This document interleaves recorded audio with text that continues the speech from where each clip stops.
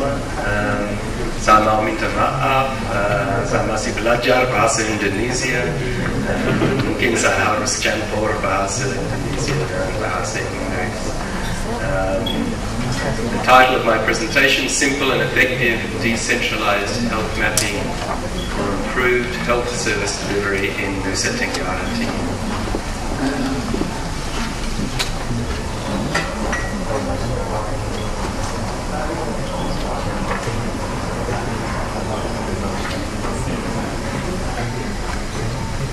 Where is Darwin?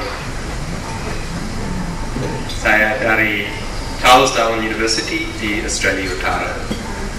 Dekat Kupang, dekat NTT. Darwin lebih dekat ke Kupang daripada Kupang ke Yogyakarta. Kami tetangga di Kupang.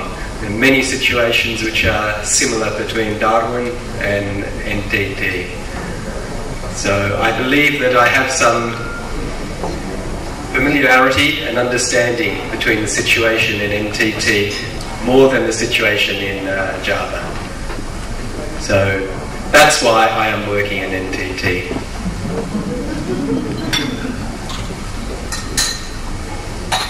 So the focus of my work recently in NTT has been to facilitate the decentralization of health mapping.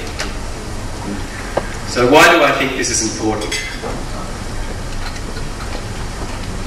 Previously, as you know, in Kabupaten, the process of data, the task of Kabupaten health departments was largely to collect data and to send that to experts outside for analysis, whether that be at the provincial level or at Jakarta. So there wasn't a real sense of ownership of the data, and there was often not a great understanding of why data was being collected, and there was generally very limited capacity in data analysis. So through our project, we hope to introduce health mapping to improve health data analysis, to empower local health professionals to analyse and understand the data they're collecting, to guide more accurate data collection, to inform health service delivery and program development. Now in the past, there would be data collection from Kabupaten and some outside expert would decide on what is the best course of action. Now through the process of regional autonomy, I think it's important to build the capacity at the Kabupaten level for data analysis to improve data collection. And I hope that GIS can do this to improve data collection and allow direct advocacy and better evidence-based planning from the Kabupaten level. When working in NTT, I think there are three factors which are important for decentralisation of this mapping infrastructure. So I require no centralised database. Implementing database, I think, is quite a complex task requiring ongoing maintenance. And I'm scared if I try to implement a database that it won't be properly maintained and then it will fall over. So this is not the focus of my GIS work. The second thing is I do not want to work with any web-based application. The World Wide Web is not worldwide. Many parts of Indonesia do not have good web access. Most parts of NTT do not have good web access. So it's important that the application is not web-based. I also don't want to try to develop complex database development skills. This can be somebody else's job, but this is a very long, ongoing, long-term project. Health database development is difficult, as you all know. I don't want to do something difficult. I want to do something simple. It's not expensive, it's not difficult, but it's very empowering.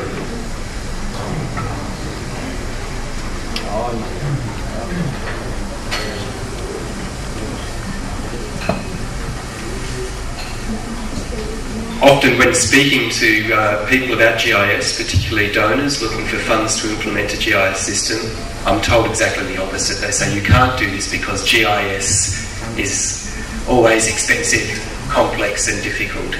So it was really my task to show that this wasn't the case. And what I've also seen in Indonesia, when there's been attempts to develop GIS at the Kabupaten level, selected government staff will be sent to Jakarta to study the most complex and expensive software available.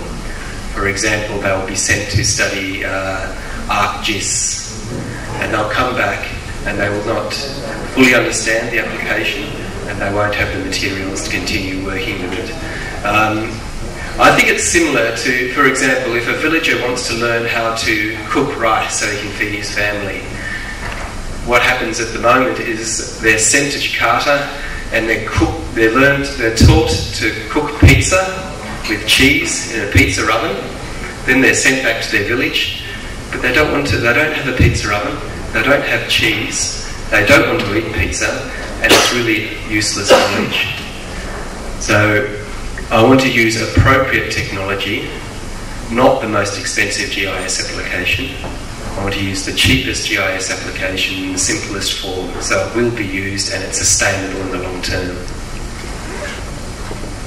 You can use the PDA as a data collection tool.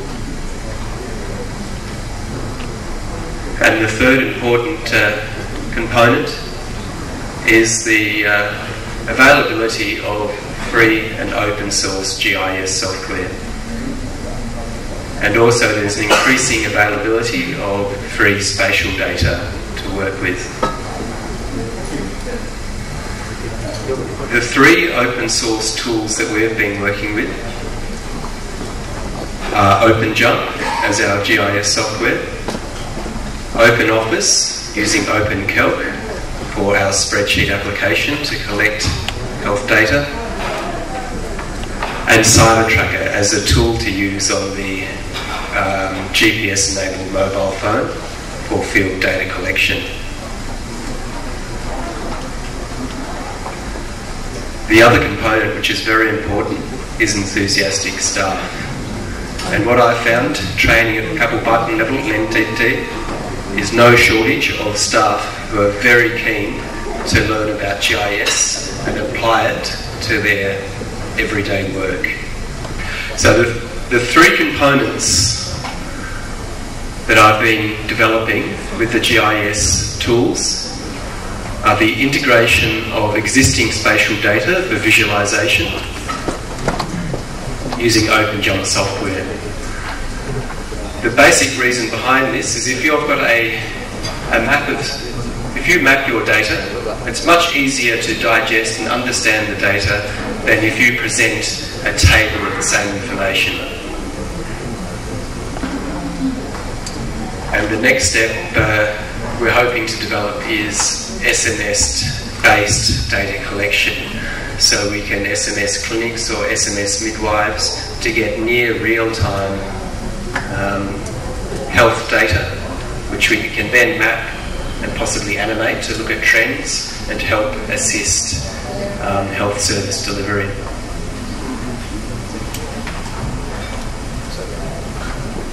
Final point I'd like to make is one thing that I've found a challenge in developing this tool has been getting access to good quality data.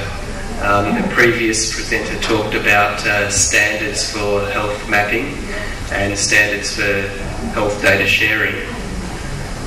I think a huge issue which needs to be overcome, worked on in Indonesia, is improving health spatial data sharing.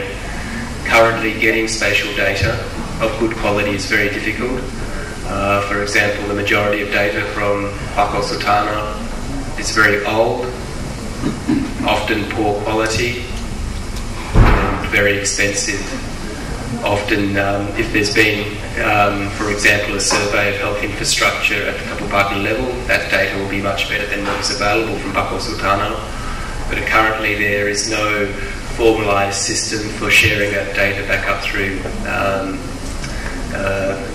through the health system. So I think that's something to work on in the future.